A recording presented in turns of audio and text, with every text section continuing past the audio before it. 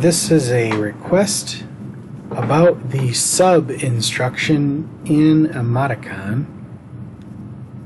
So I'll show you the instruction help. You can review this as you need to. What it's trying to tell you is that the only left side that is important is the top left corner, and that is the control. So if it's given power, it's going to execute the subtraction. If it's not given power, it will not do anything. The result of any subtraction is going to result in one of three outcomes.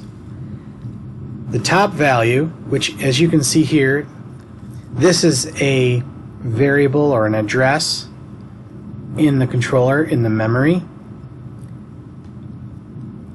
And this here with the pound sign, this is a constant value. So that is the number 5. Okay? And then down here in the bottom is the result location where the result is going to go. And you can see in this case they use address 40999 and they labeled it trash, meaning this register in this particular case is not being used for any further math or logic. It is simply a destination register for this subtraction to happen. So the way they're using this subtraction is very common. They're actually using it to do a comparison, a greater than, equal, or less than operation.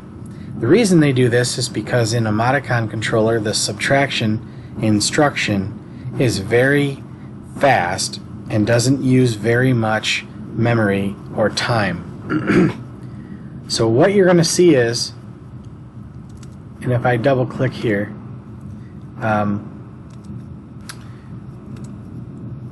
in the top, this coil is coming off the top, which means that this coil, beacon 305, will turn on when 41507's value is greater than 5. Okay?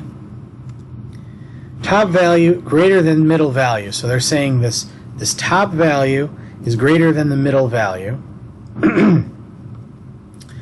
And then in that case power will come out of this location on the instruction. If the top value equals the middle value, meaning if 41507's variable value is 5, then the power would come out here and it would move off and do whatever you were going to have it do. And then finally, if the top value is smaller than the middle value, then your power will pass out of here. Okay? That's what that means. So this is a very normal way to use the subtraction instruction. They have a dead end memory location here just to receive the result. They don't care about the result. They're not storing it anywhere, in this case. Another thing you'll see quite often, and maybe we can find one if we browse this logic, they'll use the subtraction instruction as a move. Okay? Again, a move, so here you can see more sub instructions being used to say if this value equals 0, see, equals 0, come out here and do some other things. Okay? But there are times where you'll be doing a subtraction instruction and you're actually just trying to do a move or a copy, not a move. So let's do that real quick. Let's add a short, let's add a sub, let's take the number, let's do a number 100,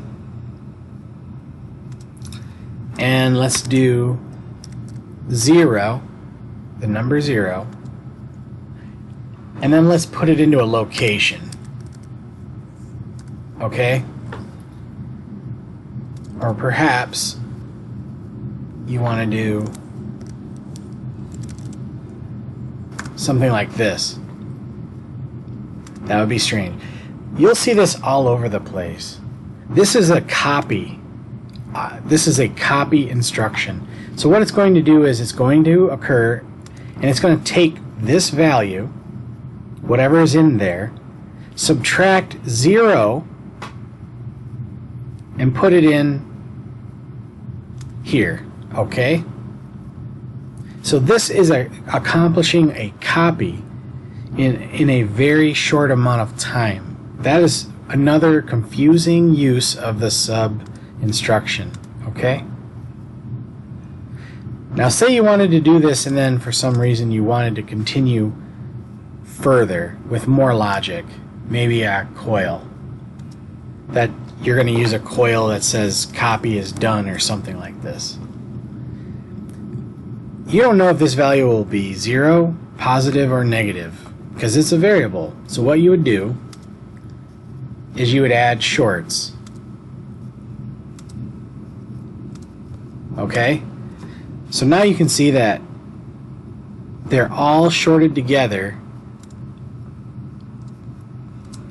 no matter which one solves out, whether this pin, or this pin, they'll all go up and turn on your coil for you. You'll see that here and there. So I hope that helped.